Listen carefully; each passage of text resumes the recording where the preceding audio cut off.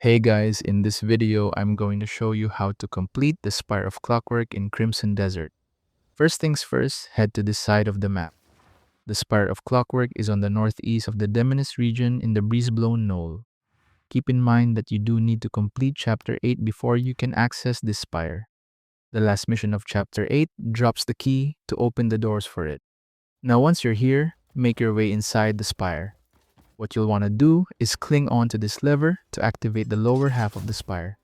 After that's activated, jump up until you see the second lever platform. Now, cling onto this lever as well to activate the top half. Now that the spire is completely activated, jump up until you see this rotating contraption that looks like a clock. Wait for the openings to line up to exit out of the spire. Now, if you walk towards this side of the spire, you'll see a switch.